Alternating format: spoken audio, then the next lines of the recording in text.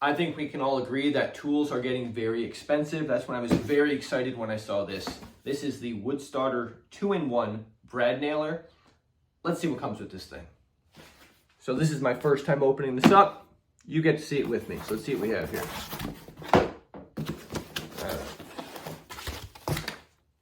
User manual. Always take time to read these. It's important. All right. Actual nailer. All right. Let's check this thing out. So, taking a quick look at this. Here's what we have. First off, I like the clip here. Camera's too high. Let's go down. You can see that hooks on nicely. Easy to store. Okay, I like that feature. Looks like right there. Easy load. Push the button, opens it up.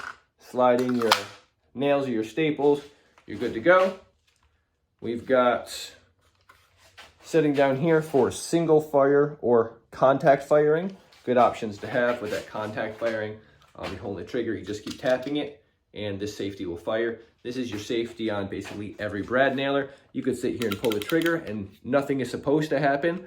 Don't test it out by pointing it at somebody.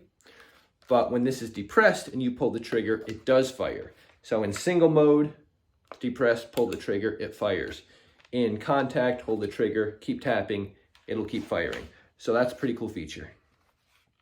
On the top here, we have what is called a depth adjustment wheel. So if you see that it's not firing deep enough or it's firing too deep, you can actually adjust this to try to correct that problem. All right, and we have obviously a battery charger with the battery. We have the Allen wrench for adjustments. Let's get that. This is a 20-volt battery. And then it does come with some ammunition. Let's see what it comes with here.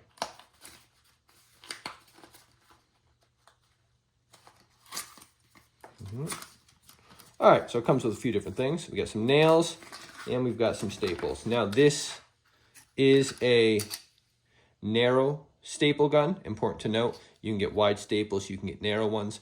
This one shoots the narrow and came with some nails. So not a bad little starter kit. So looks like a pretty good kit. Now what I need to do is test it and see how good this thing actually works. And you know where I'm going to do that?